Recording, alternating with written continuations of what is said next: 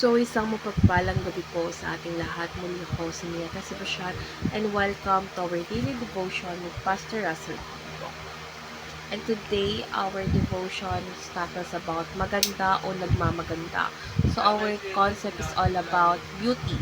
So, ang kagandahan ay isang katangian ng Diyos kung saan siya ang pinagsama-samang pinagmumula ng lahat ng kanais-nais na mga katangian. So, ang tunay na kagandahan ay hindi lamang panlabas, kundi nakaugat sa kanyang kabanalan, karunungan, at walang hanggang kabutihan. So, our Bible reading is all about Hebrews chapter 1 verse 3. Ang anak ang maningning na sinag ng kawalatian ng Diyos at ang ganap na larawan ng kanyang pagka-Diyos. Siya ang nag-iingat ng lahat ng bagay sa pamamagitan ng kanyang makapangyarihang salita.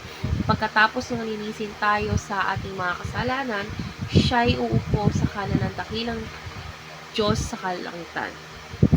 So, marami pa tayong additional readings like Exodus chapter 24 verse 16 and 17, Exodus chapter 33 verse 18 to 23, Psalm chapter 19 verse 1, Psalm chapter 27 verse 4, Psalm chapter 50 verse 2, Psalm chapter 96 verse 6, Psalm 104 verse 1, Habakkuk chapter 3 verse 3, Isaiah chapter 6 verse 1 to 11, Isaiah chapter 53 verse 2, Matthew chapter 5 verse 48, John chapter 10 verse 30, John chapter 14 verse 9 to 11, 1 Corinthians chapter 11 verse 1, Romans chapter 8 verse 30, 1 John chapter 2 chapter 3 verse 2, Philippians chapter 2 verse 6 to 11, and 1 John chapter 1 verse 5.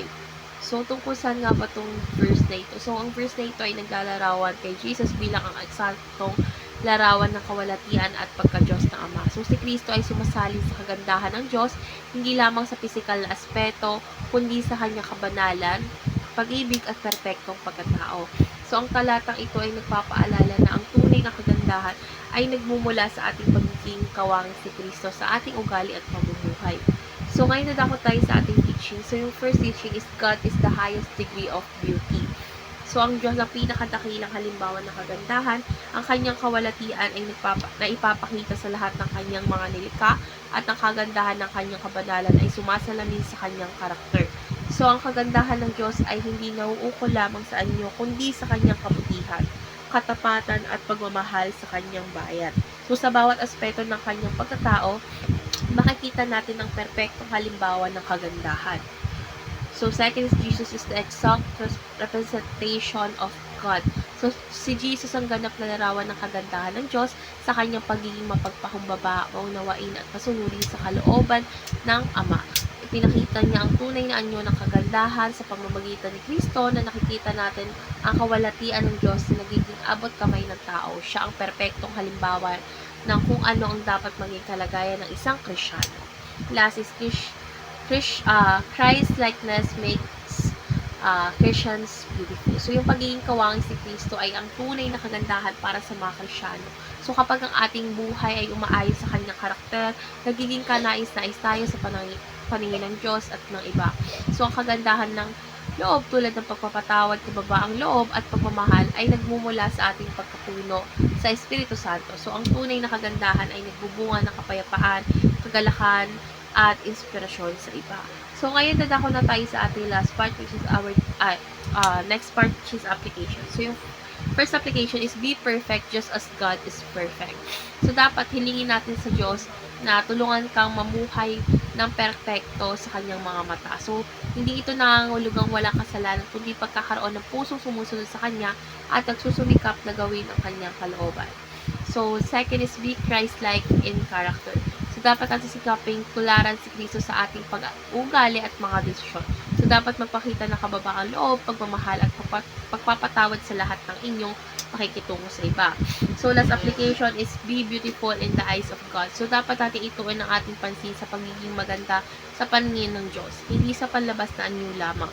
Palaguin ang inyong spiritual na buhay, sundin ang kanyang salita at ipakita ang kanyang karakter sa ating pamumuhay. So, ngayon dadako na tayo sa ating last part, which is our discussion. And our discussion talks about why should we look at beauty as Christ-likeness. So, yung kagandahan ay higit pa sa panlabas na anyo natin. Ito ay isang pagpapahayag ng kabanalan at kabutihan. Kapag tinignan natin ang kagandahan bilang pagiging kawang si Kristo, is natututo tayong pahalagan ang mga bagay na may walang hanggang kalagahan. Excuse me? So, kagandahan loob, kabutihan at pagmamahal sa kapwa, si Jesus ang perpektong halimbawa ng tunay na kagandahan. So, sa kanyang kababaang loob, pagmamalasakit at sakripisyo, is ipinapakita niya na ang kagandahan ay nagmumula sa pusong nagmamahal at sumusunod sa Diyos. So, kapag ang ating buhay ay naayon kay Kristo, nagiging maganda ito hindi lamang sa paningin ng Diyos, kundi pati na rin ng mga tao. Ang Christ-likeness ay isang makapangyarihang paraan upang ipakita ang kagandahan ng Diyos sa mundo na nagdadala ng pag-asa at liwanag sa mga nangangailangan. Sa ganitong paraan is nagiging bahagi tayo ng pagpapahayag ng kanyang kawalhatian. So ngayon, let's pray na po. Lord God, salamat sa iyong perpektong kagandahan na ipinapahayag sa pamamagitan ni Jesus Christ. Turuan mo kaming makita ang kagandahan ayon sa iyong pananaw at hindi lamang sa panlabas na anyo. Lord God, tulungan mo kaming maging kawangis si Kristo sa aking pamumuhay at naway makita ng ibang iyong kagandahan sa akin. Gawin mo akong daluyan ng iyong kawalhatian sa pangalan ni Jesus. Amen.